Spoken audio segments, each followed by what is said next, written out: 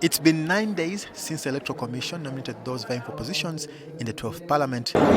Following this exercise, a number of candidates who participated in this process lodged their complaints with the Commission, highlighting issues such as being locked out of the nomination grounds and being sent back for not having the required signatures, among others. Among those who showed up was Robert Gwayivu, who is contesting the nomination of Karimani Kabanda, who claimed the symbol of the FDC party, which was wrong. And I'm sure this verdict is going to be in favor of me because I am the only one who went and picked forms and expressed interest. When the party Electoral Commission announced and called the public to go and pick nomination forms, forms for expression of interest, and even go and pay their 100,000. 2 signatures for 2 people, one for Kabanda Chiriman, one for Gwayivu Robert. And even in his letter, he was relying on, it was not an original signature that he based on to challenge the nomination of my client. That's notwithstanding. Also, Mohamed Mwaka, who was competing with Moses Magogo for the Budiope East seat, lodged his complaint with the Commission after he was locked out of the 2-day exercise.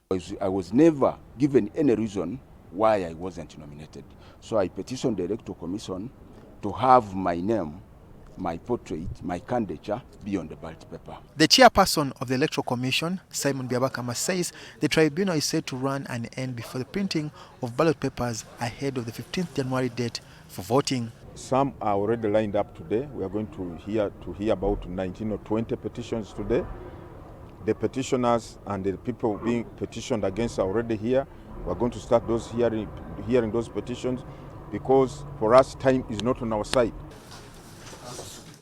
In other news, the Electoral Commission has also met with party agents of political parties whose candidates are taking part in the presidential campaigns.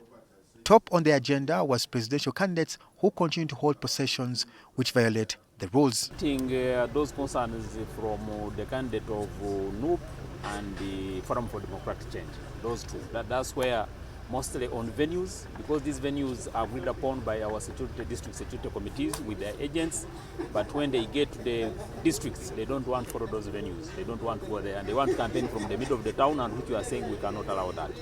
Also, RDCs engaging in partisan politics by stopping opposition presidential candidates from going ahead with their campaigns was also hinted at.